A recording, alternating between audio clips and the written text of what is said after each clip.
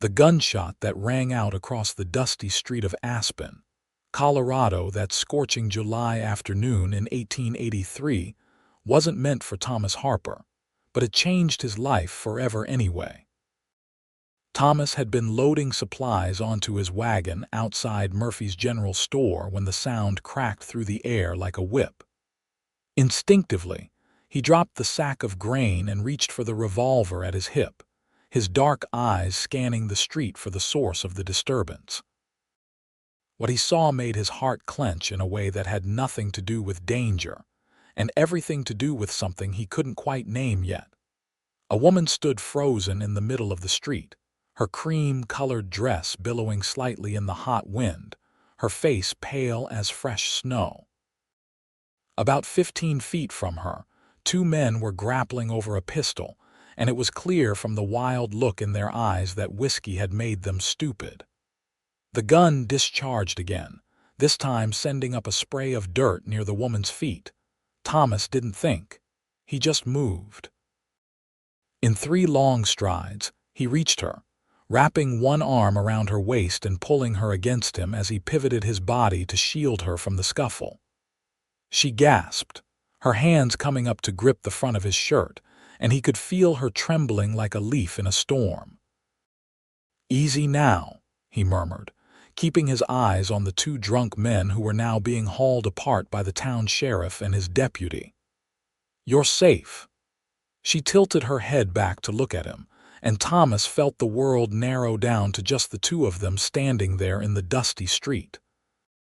Her eyes were the color of honey in sunlight, flecked with gold and framed by dark lashes. But it wasn't just her eyes that struck him. It was her smile. Even though she was clearly shaken, still gripping his shirt like it was the only solid thing in the world, she smiled at him. It was gentle, soft, like the first light of dawn creeping over the mountains. It was the kind of smile that made a man forget his own name. "Thank you," she said, her voice slightly breathless. "I thought I was going to be shot for certain." "Not while I'm standing here," Thomas heard himself say, surprised by the fierce protectiveness in his own voice. The sheriff had the situation under control now, both drunks being marched toward the jail, still cursing and stumbling. Thomas became acutely aware that he was still holding this woman, his arm around her waist, her hands still clutching his shirt. He should let go. That would be the proper thing to do, but he didn't want to. "You all right, miss?" the sheriff called over, his weathered face concerned. "Yes, thank you, Sheriff Brady," she replied, and finally, reluctantly, Thomas felt her hands release his shirt. He dropped his arm from her waist, already missing the warmth of her against him. "That's the 3rd time this week those 2 have caused trouble," Sheriff Brady said, shaking his head. "You folks be careful. And you," he nodded at Thomas. "Good reflexes there, son." Thomas barely heard him. He was too busy memorizing the curve of the woman's cheek, the way a strand of dark hair had escaped from the neat bun at the nape of her neck. "I should introduce myself properly," she said, smoothing down her dress with hands that were steadier now. "I'm Margaret Catherine Kinsley. Most people call me Maggie." "Thomas Harper," he replied, pulling off his hat. "Folks call me Tom." "Well, Mr. Harper, I owe you a debt of gratitude." "That was very brave of you." "Wasn't brave," he said honestly. "Just couldn't stand by and watch you get hurt." That gentle smile appeared again, and Thomas felt something shift in his chest, like a door he hadn't known was locked suddenly swinging open. "Are you new to Aspen?" he asked, trying to keep her talking, trying to have any excuse to stand here with her a little longer. "I arrived 3 weeks ago," Maggie said. "I came from St. Louis to work as a teacher. The schoolhouse needed someone, and I needed a fresh start." There was something in the way she said those last words, a hint of sadness that dimmed the light in her eyes for just a moment. Thomas wanted to ask what she was running from, what had hurt her, but they'd only just met. Instead, he gestured toward the abandoned supplies by his wagon. "I should finish loading up," he said. I've got a ranch about 5 miles outside of town. Been here 3 years now, built it up from nothing." "That must be quite an accomplishment," Maggie said, genuine interest in her voice. "What do you raise?" "Cattle mostly, some horses." "It's hard work, but it's mine." Pride crept into his voice. He'd come to Colorado with nothing but determination and the small inheritance his father had left him. Every fence post, every building on that ranch represented back-breaking work and sleepless nights. "I admire that," Maggie said. "Building something from nothing takes real courage." They stood there for a moment, neither quite willing to end the conversation. Thomas was searching for something else to say, anything to keep her here, when an older woman approached, her expression stern. "Margaret, there you are," the woman said, her voice clipped. "I've been looking all over for you. Mrs. Henderson needs you to come by the boarding house. Something about the arrangements for the school supplies." "Of course, Mrs. Fletcher," Maggie said, her demeanor shifting slightly, becoming more reserved. She glanced at Thomas, and there was that smile again, soft and warm. "Thank you again, Mr. Harper.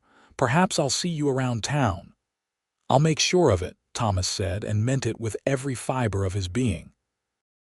He watched her walk away, the older woman chattering at her side, clearly not pleased about something. When Maggie reached the corner, she glanced back over her shoulder at him, and even from this distance, he could see that gentle smile.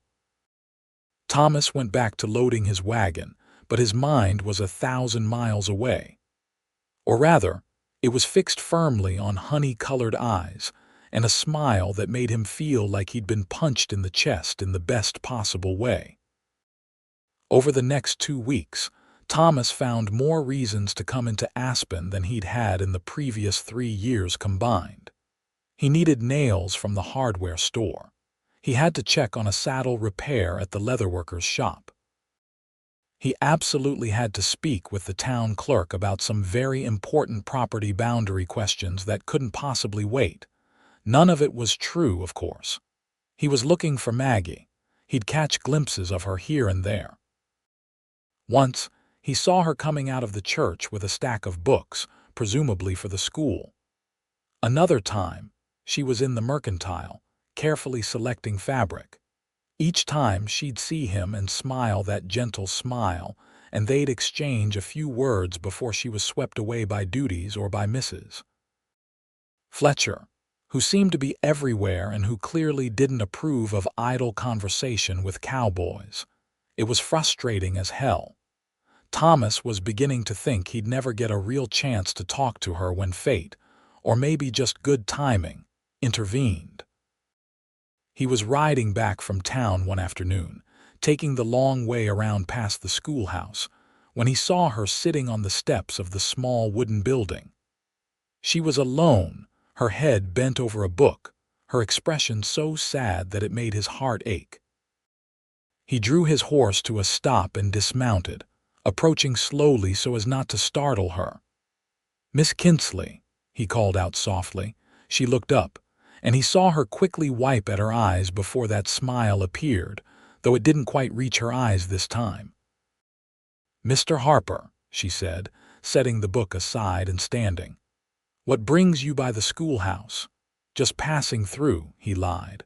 "Saw you sitting here and wanted to make sure everything was all right." For a moment he thought she might brush him off with a polite dismissal. But then something in her seemed to give way, and she sat back down on the step with a long sigh. "I suppose it's obvious I've been crying," she said, not looking at him. Thomas took that as an invitation and sat down beside her, careful to maintain a respectful distance. "You want to talk about it?" Maggie was quiet for a long moment, her hands folded in her lap. When she finally spoke, her voice was soft. "Today would have been my wedding day, back in St. Louis." Thomas felt his stomach drop. Of course she'd been engaged. Of course someone else had seen what he saw in her. "What happened?" he asked, though he wasn't sure he wanted to know the answer. "His name was Richard Pemberton," Maggie said, staring out at the mountains in the distance. We were engaged for a year. I thought I loved him. I thought he loved me. But 3 months before the wedding, I discovered he'd been courting another woman the entire time. The daughter of a wealthy banker. She could offer him social connections I couldn't. He was a fool, Thomas said, the words coming out more forcefully than he'd intended. Maggie turned to look at him, surprise flickering across her face. You don't know that. You don't know anything about me. I know you're kind, Thomas said. I've watched you help old Mrs. Chen carry her groceries. I know you're patient because I've seen you with the children after church, listening to their stories even when you clearly had places to be. I know you're brave because you picked up your whole life and moved out here to start over. And I know any man who chooses someone else over you is a damned fool. The words hung in the air between them. Thomas wondered if he'd gone too far, been too forward. But then Maggie's eyes filled with tears again, and this time she didn't try to hide them. I came here to escape the pity, she said quietly. Everyone in St. Louis looked at me like I was something broken. Poor Margaret, jilted at the altar, well, almost at the altar. I couldn't bear it anymore. I saw the advertisement for a teacher in Aspen, and it felt like a sign. A chance to be someone new. You don't need to be someone new, Thomas said. The person you are right now is more than enough. Maggie looked at him for a long moment, really looked at him like she was seeing him for the first time. Why are you being so kind to me? We barely know each other. Thomas could have lied. He could have said something about Christian charity or being neighborly. But sitting there with her, seeing the vulnerability in her eyes, he couldn't bring himself to be anything less than honest. Because from the moment I pulled you out of the way of those bullets, I haven't been able to stop thinking about you, he admitted. Because your smile makes me feel like I've been living in the dark and someone just lit a lamp. Because I want to know everything about you, what makes you laugh, what makes you sad, what you dream about when you look at those mountains. And I know that's probably too much, too soon, and if you want me to leave, I will. But I had to tell you the truth. Maggie's breath caught, her hand coming up to rest over her heart. For a moment that felt like an eternity, she didn't say anything. Then, slowly, wonderfully, that gentle smile spread across her face, and this time it did reach her eyes, making them shine. You really mean that, she said, and it wasn't quite a question. Every word, Thomas confirmed. I don't know if I'm ready for this, Maggie said honestly. My heart is still healing and I'm afraid of being hurt again.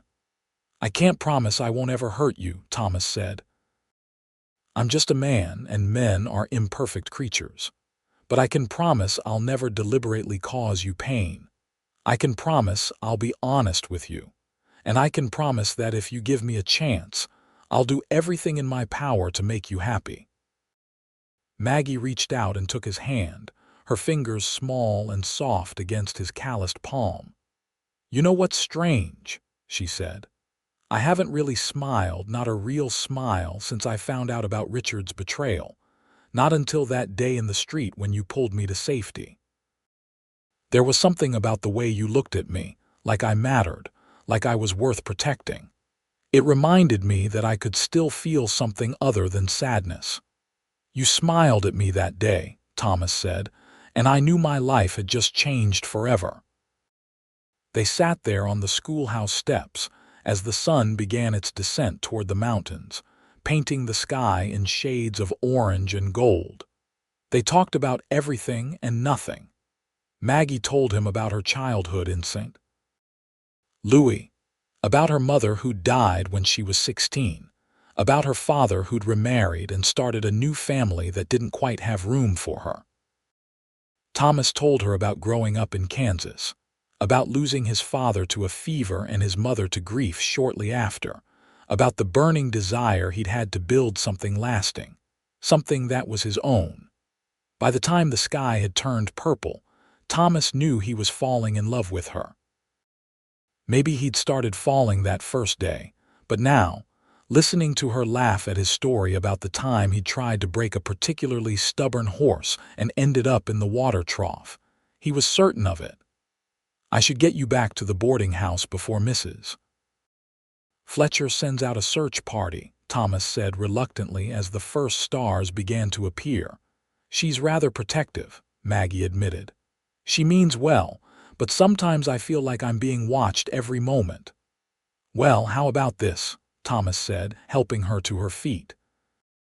Tomorrow is Saturday. The school's closed. Would you let me take you to dinner at the hotel?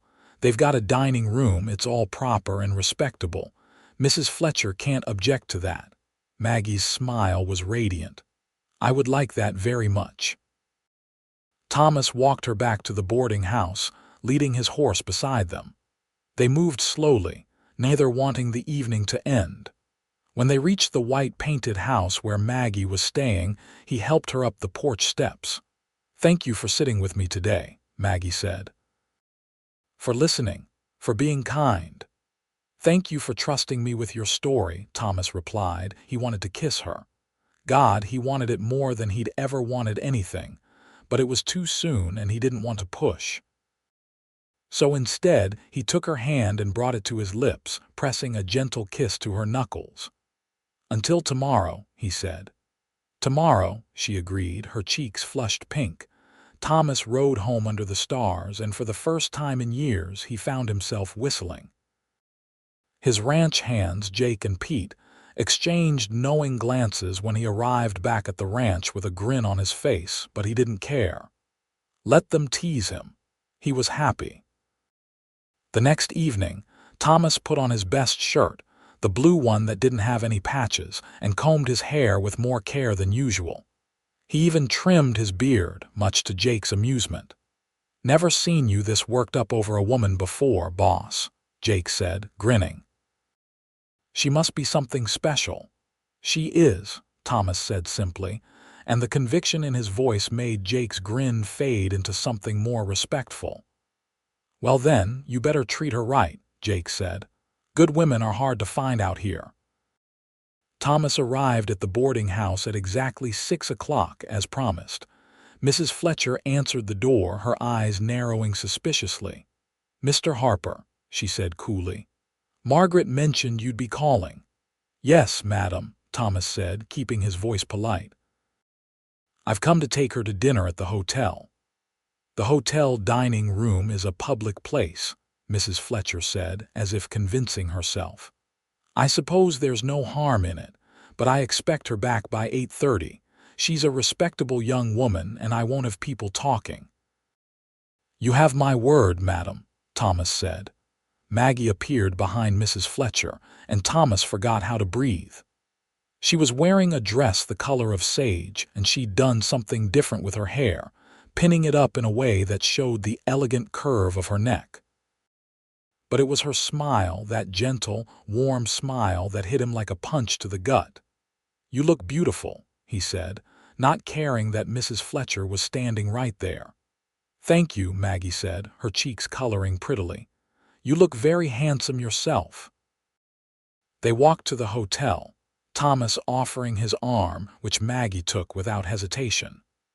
The evening air was cool, a welcome relief from the heat of the day, and the streets of Aspen were busy with people enjoying the weekend. The hotel dining room was nicer than most places in town, with real tablecloths and proper china. The waitress, a friendly woman named Sarah, showed them to a table by the window where they could see the mountains in the distance. "This is lovely," Maggie said, looking around with genuine pleasure. "I haven't been here before. I don't come here often myself," Thomas admitted. "Special occasions only." "And this is a special occasion?" Maggie asked, a teasing note in her voice. "The most special," Thomas said seriously. "I'm having dinner with the most beautiful woman in Colorado." Maggie laughed, and the sound was like music. "You're quite the charmer, Mr. Harper." "Just honest, Miss Kinsley." They ordered roasted chicken with vegetables, and as they ate, they continued the conversation they'd started the day before. Thomas found himself telling her things he'd never told anyone, about his dreams for the ranch, about wanting to build something that would last, maybe even pass down to children someday. "You want children?" Maggie asked, her eyes curious. "I do," Thomas said. "Always have. I want a house full of them, running around the ranch, learning to ride, learning the land." "What about you?" "I always imagined having children," Maggie said softly. "I thought by now I'd be married, maybe even expecting my first, but life doesn't always go according to plan." "No," Thomas agreed. "But sometimes life has better plans than we could have imagined." Maggie met his eyes, and something passed between them, an understanding, a possibility. "Can I tell you something?" she said. "Something I haven't told anyone else." "Anything," Thomas said. "When Richard chose that other woman, when he told me I wasn't enough, I believed him," Maggie said, her voice quiet but steady. "I thought there must be something wrong with me. I stopped smiling because I didn't think I had anything to smile about. I came out here thinking I'd just exist, just go through the motions of living. But then you pulled me out of danger in the street, and you looked at me like I mattered, and something shifted. And yesterday, when you sat with me on those steps and listened to me, really listened, I felt something I hadn't felt in months. Hope. You reminded me how to be happy." Thomas reached across the table and took her hand, not caring who saw. "Maggie, I don't know what the future holds. I can't promise everything will be perfect, but I can tell you this. When I look at you, I see someone extraordinary, someone brave and kind and beautiful, inside and out. Richard Pemberton was a fool to let you go, but I'm grateful he did because it brought you here, to me." Tears shimmered in Maggie's eyes, but she was smiling. "You're a good man, Thomas Harper. I want to be worthy of you," he said simply. They finished their dinner, and Thomas walked Maggie back to the boarding house, making sure she arrived well before Mrs. Fletcher's 8:30 deadline. At the door, Maggie turned to him, her face tilted up to his. "Can I see you again?" Thomas asked. "Tomorrow, the day after, every day," Maggie laughed softly. "Yes to all of the above. Tomorrow is Sunday. Will you sit with me at church?" "I'll be there," Thomas promised. This time, when he kissed her hand goodbye, she squeezed his fingers before letting go, a promise of her own. The next weeks passed in a blur of happiness that Thomas had never experienced before. He attended church every Sunday, sitting beside Maggie in the pew, acutely aware of her presence beside him, the way her voice sounded when she sang the hymns.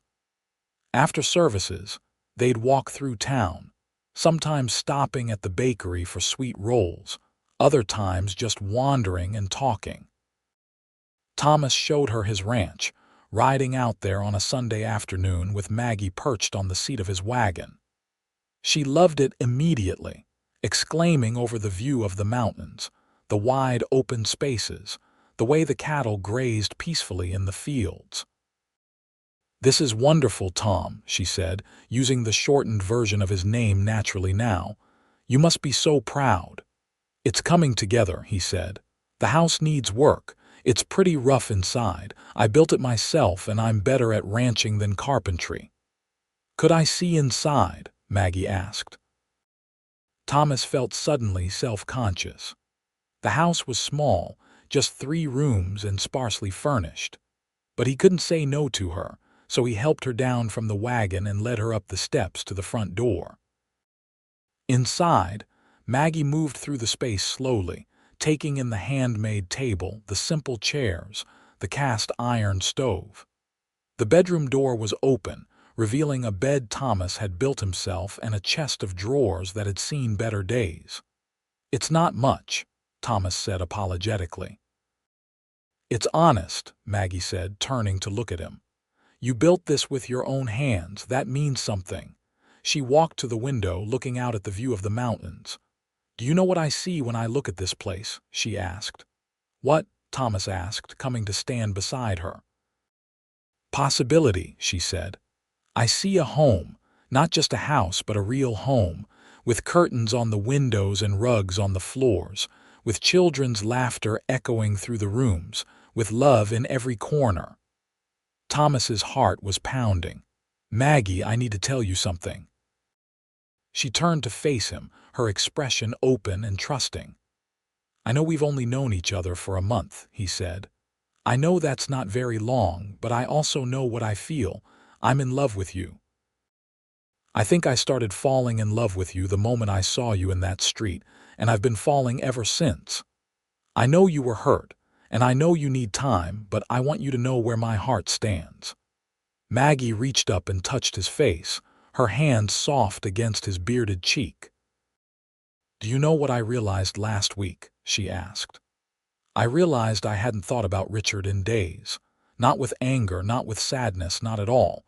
Because I was too busy being happy. Because of you, you make me laugh. You make me feel valued. You make me feel beautiful. You reminded me how to be happy, Tom, and somewhere along the way, I fell in love with you too." Thomas felt his breath catch. "You mean that?" "Every word," she said, echoing what he'd told her that day on the schoolhouse steps. He kissed her then, finally, his hands gentle as they cupped her face.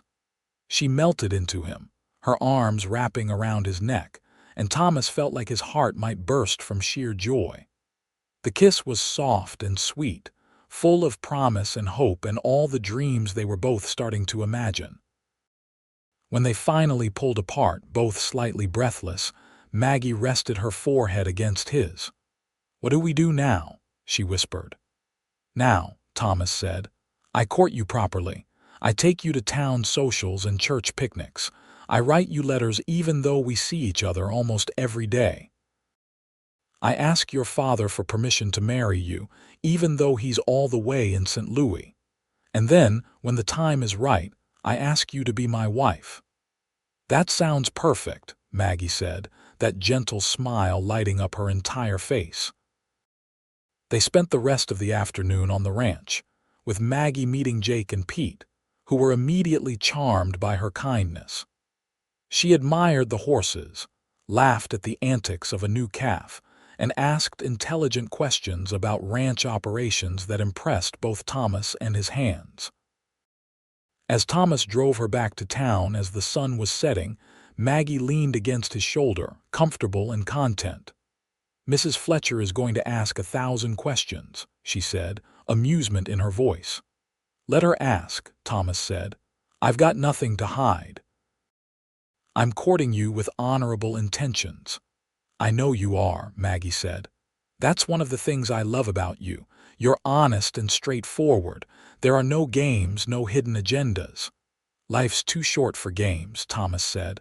"I know what I want and I want you."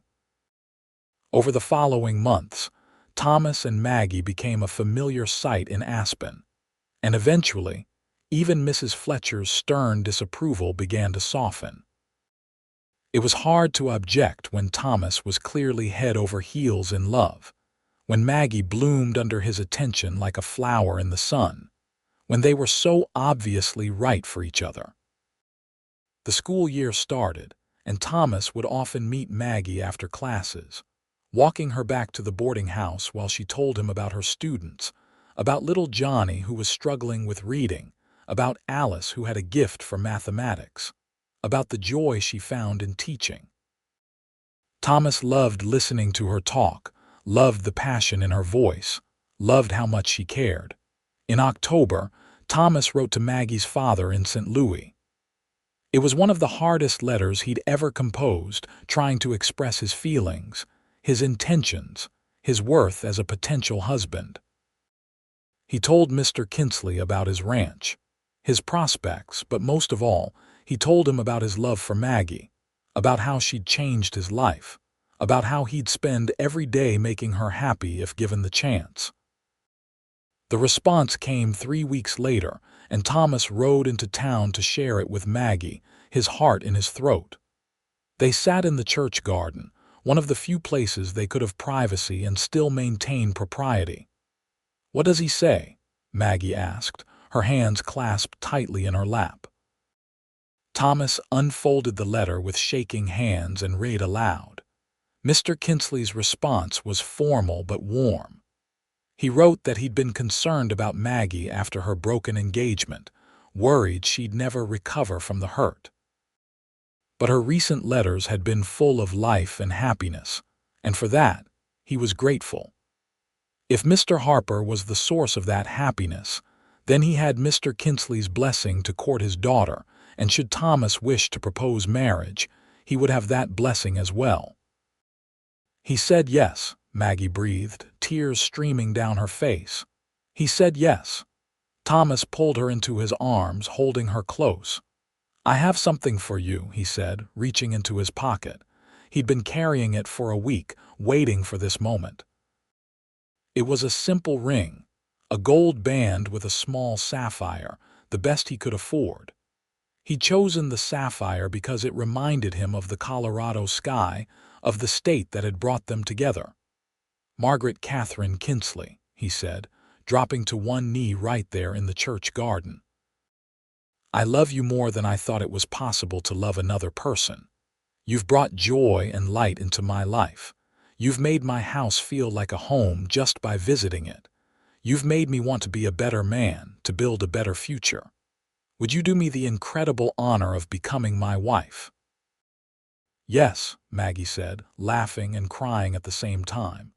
"Yes, yes, 1,000 times yes." Thomas slipped the ring onto her finger and it fit perfectly, like it was meant to be there. He stood and kissed her, right there in the church garden where anyone could see, and he didn't care one bit. They were married in December, in the small church in Aspen. Maggie wore a dress of ivory silk that she'd sewn herself, with pearl buttons down the back. Thomas wore his best suit, bought special for the occasion from the tailor in town. The church was packed with townspeople who'd watched their courtship with interest and approval. Mr. Kinsley made the trip from St. Louis, and Thomas liked him immediately. He was a quiet man, kind-eyed, and clearly emotional as he walked his daughter down the aisle. Maggie was radiant, her gentle smile constant as she looked at Thomas, standing at the altar waiting for her. The ceremony was simple but beautiful. When Reverend Matthews asked if Thomas would love, honor, and cherish Maggie, his "I will" rang out strong and clear, a promise he intended to keep every day for the rest of his life. When Maggie spoke her vows, her voice was soft but steady, her eyes never leaving his. They held a reception in the church hall with food and dancing and celebration. Thomas danced with his new wife, holding her close as the fiddle played, feeling like the luckiest man alive. "Happy," he murmured into her ear. "So happy," she replied. "I never thought I could feel this way again. You reminded me how to be happy, Tom, and now I get to spend the rest of my life being happy with you." They spent their wedding night in the hotel in Aspen, a luxury Thomas had insisted on. He wanted everything to be perfect for Maggie. The next morning they rode out to the ranch, to the house that was now officially theirs, their home. Thomas carried Maggie over the threshold, both of them laughing, and set her down gently in the main room. While they'd been at the wedding and reception, Jake and Pete had been busy. There was a fire going in the fireplace, flowers in a vase on the table, and someone had strung up garlands of pine and ribbon. "They did this for us," Maggie said, her eyes shining. "Your men did this." "They love you already," Thomas said. "How could they not?" The first winter of their marriage was hard in the way that all Colorado winters were hard, with snow that piled up past the windows and temperatures that made stepping outside an act of courage. But inside their small house, Thomas and Maggie created warmth. She made curtains for the windows, just as she'd envisioned, in a cheerful yellow fabric. She cooked meals on the cast iron stove, getting better at managing its temperamental nature. She filled the house with small touches, a quilt over the back of the chair, books on a shelf Thomas built for her, the scent of bread baking. Thomas, in turn, worked on improving the house whenever the weather allowed. He built Maggie a desk where she could plan her lessons for when school resumed after the winter break. He repaired the roof and added better insulation. He crafted a rocking chair, working on it in secret in the barn, imagining Maggie sitting in it someday, perhaps with a baby in her arms. They talked for hours by the fireplace, about everything and nothing. Maggie told him about her dreams for the school, about wanting to start a library for the town. Thomas told her about his plans to expand the ranch, maybe add sheep to their cattle. They played cards and read books aloud to each other. They learned each other's habits, their quirks, the little things that made them who they were. Some nights, Maggie would wake from nightmares, remnants of the pain Richard had caused her. Thomas would hold her, stroking her hair, whispering reassurances until she fell back asleep. And slowly, over the months, those nightmares became less frequent, replaced by peaceful sleep and dreams of the future. When spring came, bringing with it the promise of new life, Maggie discovered she was pregnant. She told Thomas one evening after dinner, her cheeks flushed pink, her eyes bright with excitement and nervousness. Thomas whooped with joy, picking her up and spinning her around before remembering he needed to be gentle and setting her down carefully. "Are you happy?" Maggie asked. "I know we haven't been married very long." "Happy," Thomas repeated. "Maggie, I'm over the moon. We're going to have a baby."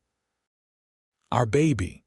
He knelt down and pressed a kiss to her still flat stomach. "Hello in there," he said softly. "I'm your father, and I already love you more than you can possibly know." Maggie ran her fingers through his hair, her touch tender. "You're going to be such a good father." "I'm going to try my best," Thomas promised. As Maggie's pregnancy progressed, Thomas became increasingly protective. He insisted she rest more, hired a woman from town to help with the heavier household chores, worried constantly about her health and comfort. Maggie tolerated his fussing with good-natured patience, occasionally reminding him that women had been having babies since the dawn of time, and she was perfectly capable of doing it too. The baby came in late autumn, during a spell of unseasonably warm weather. Maggie's labor started in the early morning, and by the time Thomas had ridden into town to fetch the midwife, Mrs. Chen, a capable woman who delivered half the babies in Aspen, Maggie was already deep into it. Thomas had never felt so helpless in his life. He paced the main room while Mrs. Chen and her assistant worked with Maggie in the bedroom. Every sound from behind that closed door, every cry of pain, made him want to break down the door and do something, anything, to help. But when he tried, Mrs. Chen firmly shooed him back out. "You men are all the same," she said, not unkindly. "You got her into this condition, now let us get her out of it." Jake and Pete kept him company, offering whiskey he couldn't stomach and reassurances he couldn't quite believe. The hours stretched endlessly. And then, finally, as the sun was setting, he heard it, a baby's cry, strong and healthy. Mrs. Chen opened the door, a smile on her weathered face. "You have a son, Mr. Harper, a big, healthy boy, and your wife did beautifully." Thomas pushed past her, needing to see for himself. Maggie was propped up in bed, looking exhausted but radiant, holding a tiny bundle wrapped in a blanket. When she saw him, that gentle smile spread across her face. "Come meet your son," she said softly. Thomas approached almost reverently, looking down at the small, red-faced baby in Maggie's arms. The baby had a shock of dark hair and was waving tiny fists in the air, apparently outraged at being born. "He's perfect," Thomas breathed. "You're perfect. Can I hold him?" Maggie carefully transferred the baby into Thomas's arms, and he felt his world shift again, just as it had the day he'd met Maggie. This tiny person, half him and half the woman he loved, was now the center of his universe. "What should we name him?" he asked, unable to look away from his son's face. I was thinking, Maggie said, maybe after your father. You told me his name was William. I thought William Thomas Harper had a nice sound to it. Thomas felt tears prick his eyes. That's perfect, Will for short. They sat together, the three of them, as the last light of day faded from the windows. Thomas thought about the journey that had brought them here. His lonely years building the ranch, Maggie's heartbreak in St. Louis, the random chance of a gunshot in the street that had brought them together. It all seemed like fate now, like everything in their lives had been leading them to this moment. "Thank you," he said to Maggie, his voice rough with emotion. "For what?" she asked. "For taking a chance on me, for loving me, for giving me this family, for being you." Maggie reached up and touched his face, that same gesture she'd made the day he'd first told her he loved her. "You gave me more than you know, Tom. You gave me back my life. You reminded me how to be happy. You showed me what real love looks like. This family we're building, it's everything I ever dreamed of and so much more." Little Will chose that moment to let out another lusty cry, and both Thomas and Maggie laughed. "I think he's hungry," Maggie said, and Thomas carefully handed their son back to her, watching with wonder as she began to feed him. The years that followed were full of the kind of happiness that's built on daily moments rather than grand gestures. Thomas expanded the ranch as he'd planned, and it prospered. Maggie continued teaching when she could, though after Will came two more children, a daughter they named Caroline, and then another son, Henry. The house that had seemed so small when Thomas first built it was expanded, with Thomas adding rooms as the family grew. Will grew into a serious boy who loved the ranch and followed his father everywhere. Caroline was bright and curious, always asking questions and getting into mischief. Henry was gentle-natured, the peacemaker among the siblings. Maggie transformed the house into a home in every sense of the word. There was always the smell of cooking, the sound of laughter, the warmth of love in every corner. She started the library she'd dreamed of, convincing the town council to allocate funds for a small building that housed books available to everyone. It became her passion project, and Thomas loved watching her face light up when she talked about it. On their 10th wedding anniversary, Thomas took Maggie back to the church garden where he'd proposed. The children were with Jake and Pete at the ranch, giving them a rare evening alone. "You remember this spot?" Thomas asked as they sat on the same bench where he'd knelt 10 years ago. "Of course," Maggie said, smiling. "How could I forget? This is where my life truly began." "I think about that day sometimes," Thomas said. "About how things might have been different if I'd been loading my wagon 5 minutes earlier or later, if those drunk fools hadn't fired their guns. If you'd crossed the street somewhere else, all the random chances that brought us together." "I don't think it was random," Maggie said thoughtfully. "I think we were meant to find each other. You were meant to be standing there that day. I was meant to be in that street. Because we were meant to be together." "You still believe that, even with all the hard times we've had?" Thomas asked. It hadn't all been easy. There had been drought years that tested the ranch. There had been illness, scares with the children that had them both up all night praying. There had been disagreements and frustrations, all the normal struggles of building a life together. "Especially because of the hard times," Maggie said firmly. "Anyone can be happy when things are easy. What matters is having someone beside you when things get hard. Someone who chooses you every day. Someone who loves you even when you're difficult or scared or uncertain. You've been that person for me, Tom, every single day."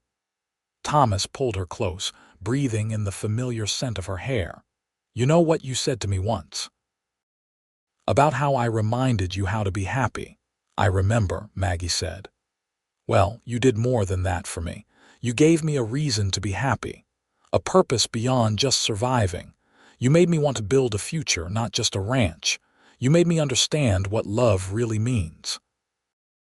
Not just the romantic feeling, though God knows I still feel that every time I look at you, but the everyday kind of love, the choosing to be patient when you're frustrated love, the staying up all night with a sick child love, the working together to build something bigger than either of us alone love. Maggie pulled back to look at him, her eyes shining with unshed tears. How is it possible I love you more now than I did on our wedding day? Because love grows, Thomas said simply. If you tend it right, it just keeps growing. They sat in the garden as the stars came out, talking about their children, their dreams for the future, all the little details of the life they'd built together. When they finally walked home, hand in hand, Thomas felt the same sense of contentment he felt every night. He was going home, to his wife, his children, his life. The ranch continued to thrive, becoming one of the most successful in the area. Thomas took on more workers, eventually hiring a foreman so he could spend more time with his family. He taught Will how to rope and ride, delighting in passing on his knowledge.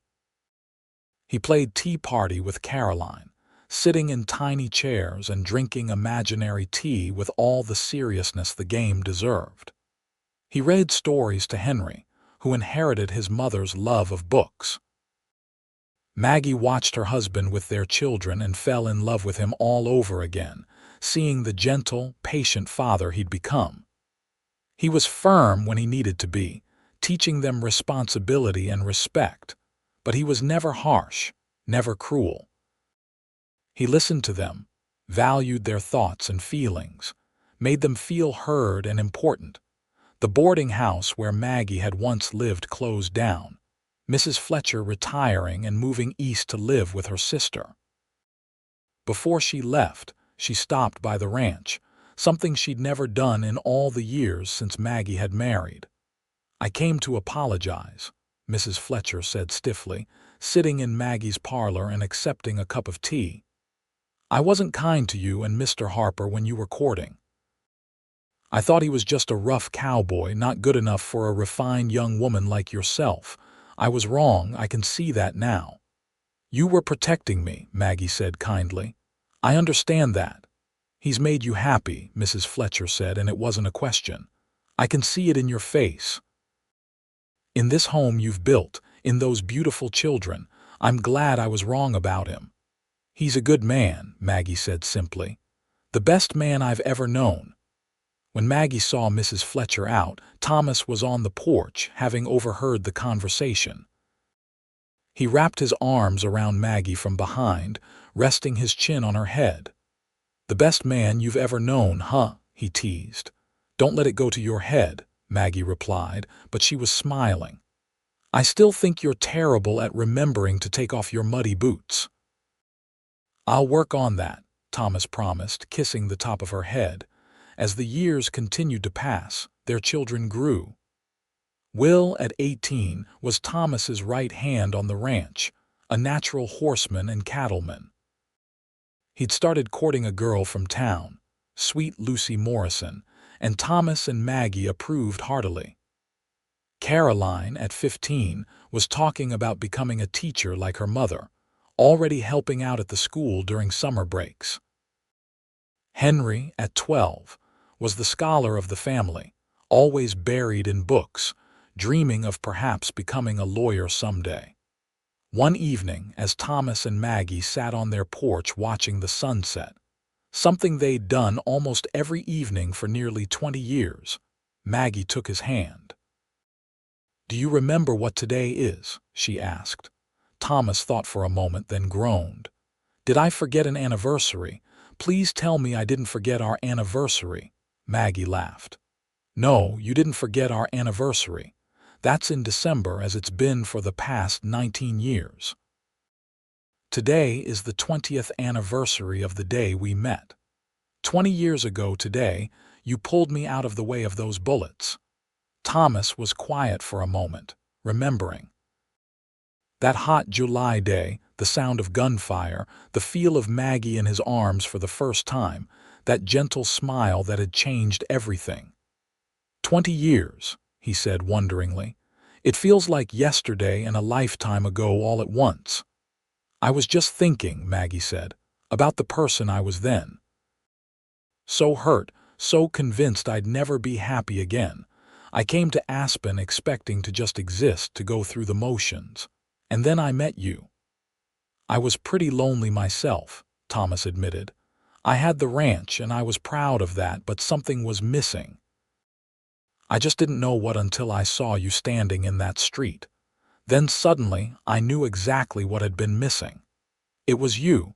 It had always been you. I just hadn't found you yet." "We've built such a good life," Maggie said, gesturing at the ranch spread out before them, at the house behind them where their children were finishing up the dinner dishes. "Sometimes I look around and I can't believe this is real, that this is my life." "Our life," Thomas corrected gently. "We built this together." "Together," Maggie agreed. "That's been the secret, hasn't it? We've always been together, even when things got hard. We chose each other every day." "I'd choose you every day for the rest of my life," Thomas said. "I'd choose you in 100 lifetimes." "You're my person, Maggie. You always will be." They sat in comfortable silence, watching the sky turn from orange to pink to purple. Will came out onto the porch, announcing he was going to ride into town to see Lucy.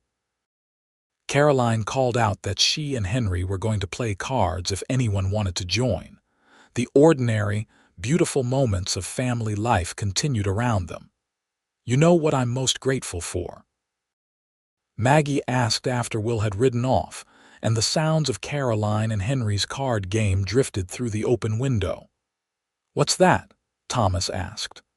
"That you reminded me how to be happy," she said, repeating the words she'd first spoken to him so many years ago. "But more than that, you've kept reminding me, every single day. You've shown me what it means to be truly, deeply happy. Not the fleeting kind of happiness, but the kind that's woven into the fabric of your life. The kind that weathers storms and celebrates sunshine. The kind that grows deeper with time." Thomas felt emotion well up in his chest. Even after all these years, Maggie could move him to tears with her words, with her honesty, with the depth of her love. "You want to know a secret?" he asked, his voice rough. "Every morning when I wake up and see you beside me, I still can't quite believe you chose me, that you love me, that this incredible life is mine." "Ours," Maggie corrected, using his own word back at him. "This incredible life is ours."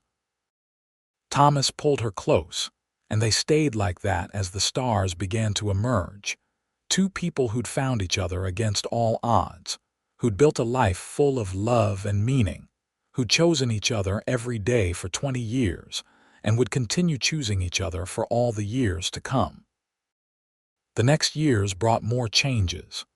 Will married Lucy in a beautiful ceremony, and within a year, they gave Thomas and Maggie their first grandchild, a boy they named Thomas, after his grandfather. Holding his namesake for the first time, Thomas felt the circle of life complete itself in a way that was both humbling and joyful. Caroline did become a teacher, taking over Maggie's former position at the schoolhouse when Maggie decided to focus full-time on the library. Henry went east to study law, making his parents incredibly proud. Thomas and Maggie settled into the rhythm of middle age comfortably. Thomas's hair went gray, and his face gained more lines, but Maggie still thought he was the most handsome man she'd ever seen. Maggie's dark hair developed threads of silver, and she needed spectacles for reading now. But Thomas still saw the young woman he'd pulled from danger all those years ago when he looked at her. They became the couple other couples aspired to be, their enduring love and partnership a model for the community. Young brides would ask Maggie for advice, and she'd always tell them the same thing. "Choose someone who makes you happy," she'd say. "Not someone who completes you because you should already be complete on your own, but someone who adds to your happiness, who enhances your life, who makes you want to be your best self. And then, once you've chosen them, keep choosing them. Every day, through the good times and the hard times. That's the secret. Thomas, when asked, would say something similar. Find someone with a gentle spirit, he'd tell young men. Someone kind, someone who makes you want to rush home at the end of the day, and then treat them like the treasure they are. Never take them for granted. Never stop courting them, even after you're married. Show them every day that you love them. On their 30th anniversary, their children and grandchildren, there were 3 now, threw them a party at the ranch. It seemed like the whole town showed up, filling the expanded house and spilling out into the yard. There was food and music and dancing, and speeches about what an inspiration Thomas and Maggie were. Late in the evening, when most of the guests had gone home and the children were putting the grandchildren to bed, Thomas and Maggie slipped away to their favorite spot, a little hill behind the house that had the best view of the mountains. 30 years, Maggie said, leaning against Thomas as they stood looking at the stars. We've been married for 30 years. Best 30 years of my life, Thomas said. Though if I'm honest, the best part of my life started the day I met you. Everything before that was just waiting. We've been lucky, Maggie said thoughtfully. We've had our share of troubles, but we've had so much more joy, so much love. It's not luck, Thomas disagreed gently. It's work. It's choosing each other. It's forgiveness and patience and communication. We've been intentional about our love, Maggie. We've tended it like a garden. That's not luck. That's dedication. You're right, Maggie acknowledged. We've worked for this, and it's been worth every bit of effort. They stood in silence for a while, comfortable in each other's presence in a way only decades of partnership could bring. Finally, Maggie spoke again. You ever think about the other path? She asked. The life I might have had if I'd married Richard. Or the life you might have had if you'd never met me, sometimes, Thomas admitted. And every time I'm grateful things worked out the way they did.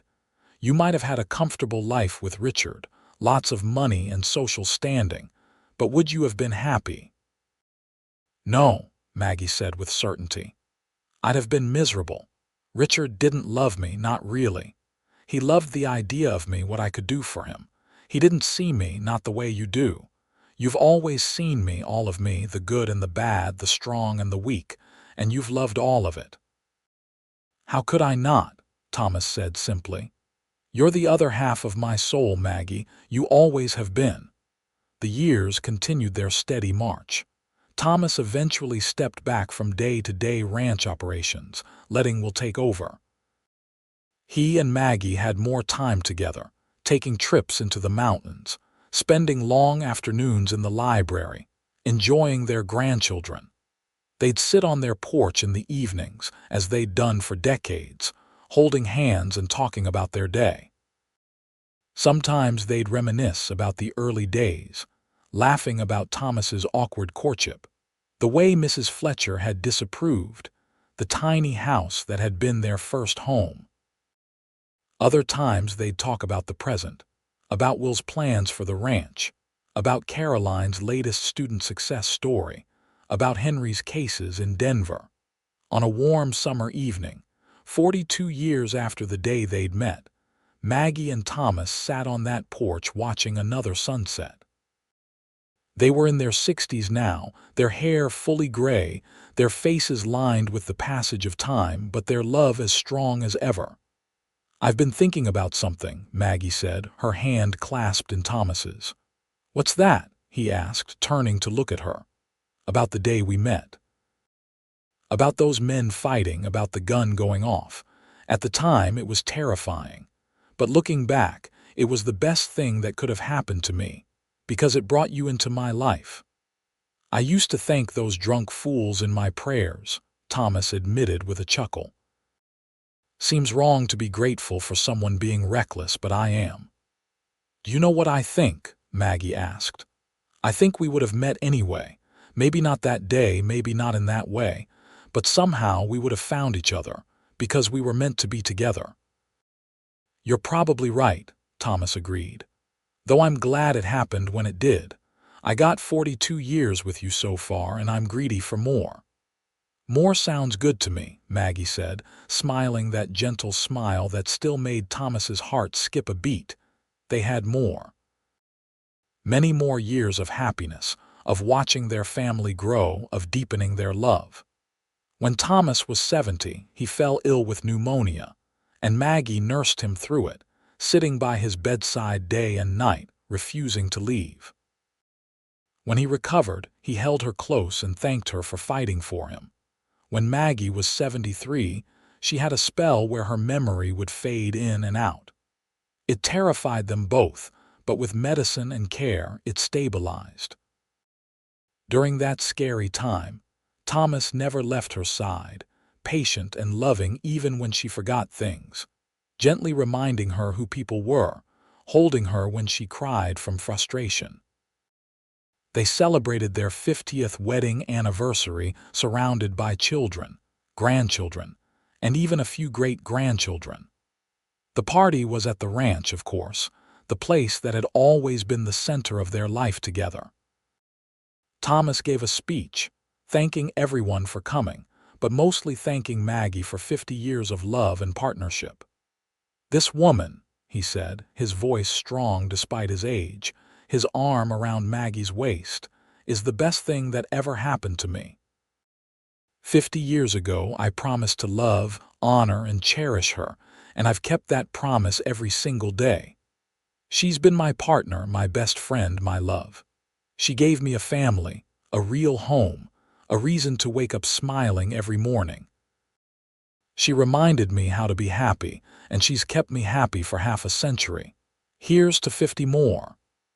Everyone laughed at that, knowing they couldn't guarantee 50 more but appreciating the sentiment. Maggie stood up, surprising everyone, and gave her own speech.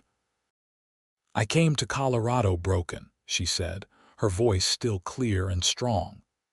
"I thought my life was over before it really began. I thought I'd never be happy again. And then this cowboy pulled me out of danger, looked at me with the kindest eyes I'd ever seen, and smiled at me. And just like that, everything changed. Thomas Harper reminded me how to be happy, how to love, how to live. He's been my rock, my joy, my home. Everything good in my life traces back to him. I love you, Tom. I've loved you for 50 years, and I'll love you for whatever time we have left." There wasn't a dry eye in the house by the time she finished. As the evening wound down and the guests departed, Thomas and Maggie found themselves alone on the porch, their favorite place, watching the stars emerge. 50 years, Thomas said wonderingly. "We've been married for 50 years. 50 of the best years," Maggie added, resting her head on his shoulder. "I wouldn't change a single thing." "Not even the hard parts?" Thomas asked. "The droughts, the illnesses, the times we argued." "Especially not those," Maggie said firmly. "Those parts taught us how strong we were together, how our love could weather anything. No, I wouldn't change a thing." They sat in comfortable silence, the kind only decades of marriage could bring. Finally, Thomas spoke. "You remember what you told me once about how I reminded you how to be happy?" "Of course I remember," Maggie said. "I've told you that story 100 times." "Well, I want you to know something," Thomas said, turning to look at her, his weathered hand cupping her face gently. "You did the same for me. Before you, I was surviving. Building, working, existing. But I wasn't truly happy. You taught me what happiness really meant. You showed me that a full life wasn't about accomplishments or success. It was about love, about family, about having someone to share everything with. You reminded me how to be happy too." Maggie's eyes filled with tears.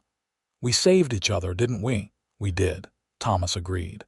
"And we've kept on saving each other every day for 50 years.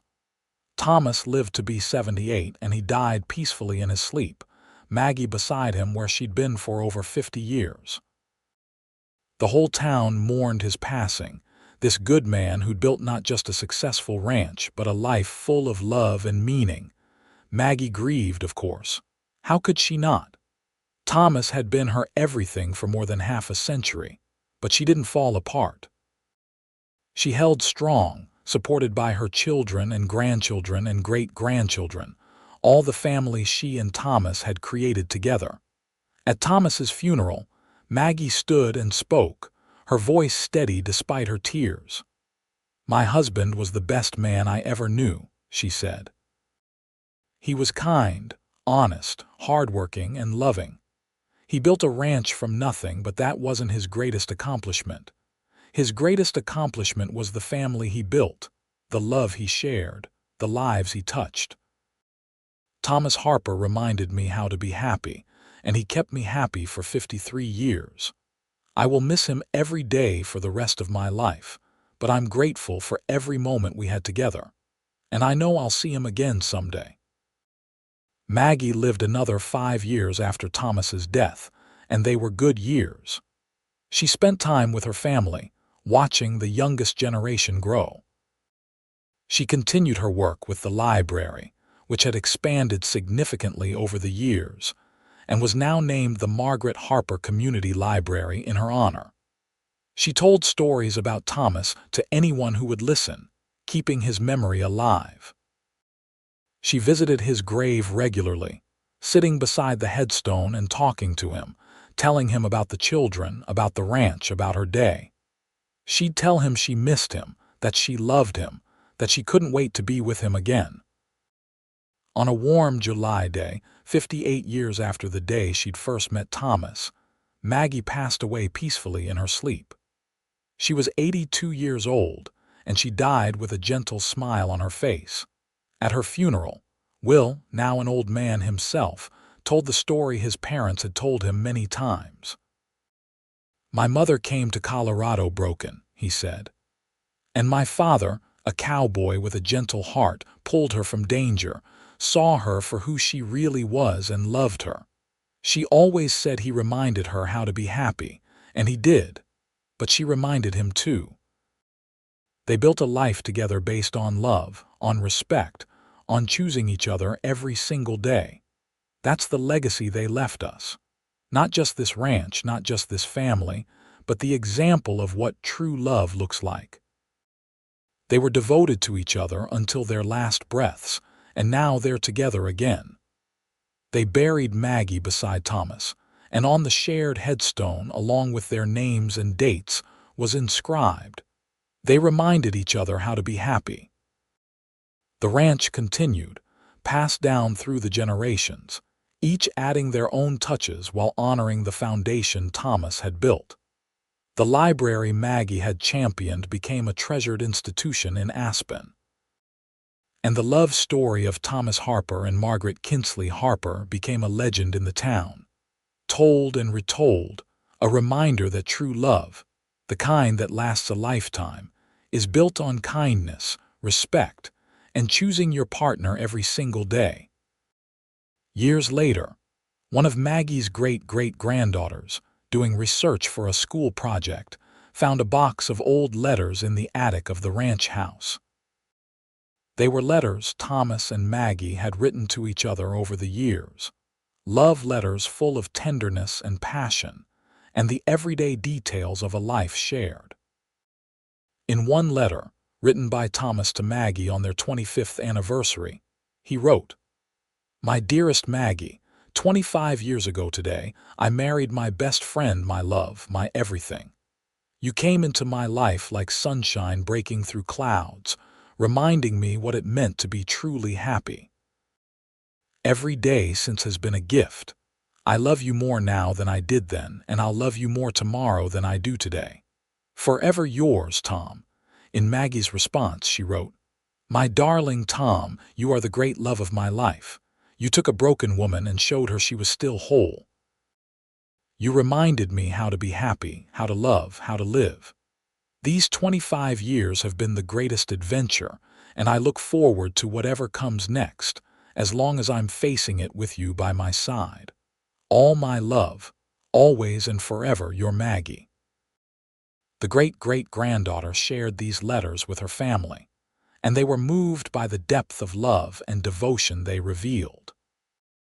The letters were preserved, along with other family treasures, a testament to a love that had endured beyond death, beyond time, a love that had created a legacy that would last for generations. The story of Thomas and Maggie wasn't just about a cowboy who chose a bride with a gentle smile. It was about two broken people who found each other and built something beautiful. It was about choosing love every day, even when it was hard. It was about the power of kindness, of patience, of really seeing another person. It was about reminding each other how to be happy, not just once, but over and over again, through all the years of a life shared. In Aspen, Colorado, the story became part of the town's history. Visitors would ask about the library named after Margaret Harper, and townspeople would tell them about the teacher from St. Louis who came west with a broken heart and found true love with a cowboy rancher. They'd talk about the ranch that was still thriving, still in the family, built by Thomas Harper from nothing but determination and love. And sometimes people claimed, if you visited the old ranch house at sunset, when the sky turned those magnificent colors that only happened in Colorado, you could feel the presence of Thomas and Maggie, still there somehow, still watching over the land and the family they'd built together, still reminding each other how to be happy, even in eternity. The love story of Thomas Harper and Margaret Kinsley was complete, a beautiful tale of two souls who found each other against all odds, who built a life full of meaning and purpose, who loved each other truly and deeply until their last breaths and beyond. It was a reminder that real love exists, that it's worth fighting for, worth choosing every single day. It was a testament to the power of a gentle smile, a kind heart, and a love that endures beyond time itself. And so the story ends where it began, with a cowboy and a woman in a dusty street in Aspen, Colorado, in the summer of 1883. With a moment of danger that became a moment of destiny, with a gentle smile that changed two lives forever, with a love story that would echo through generations, inspiring others to choose love, to choose happiness, to choose each other every day for all the days of their lives. Thomas had pulled Maggie from danger that day, but in truth, they'd saved each other. She'd reminded him how to be happy, and he'd reminded her that she was worthy of love, of happiness, of all good things. Together, they'd built something that lasted, something that mattered, something that would be remembered and celebrated long after they were gone. It was a love story for the ages, simple in its beginnings but profound in its depth, a reminder that the best things in life often come when we least expect them, that love can heal old wounds, that happiness is always possible if we're brave enough to reach for it and wise enough to nurture it once we find it. The ranch Thomas built still stands, a testament to his hard work and vision. The library Maggie championed still serves the community, a testament to her dedication to education and growth. But their greatest legacy wasn't built of wood or filled with books. Their greatest legacy was the love they shared, the family they created, the example they set of what marriage, what partnership, what devotion could look like when two people truly committed to each other in the end. That's what mattered most. Not the material success, not the accolades or recognition, but the quiet, steady love that sustained them through 53 years of marriage, through joys and sorrows, through triumphs and trials. The love that started with a cowboy choosing a bride with a gentle smile and her telling him, in a moment of vulnerability and truth, "You reminded me how to be happy." And he had.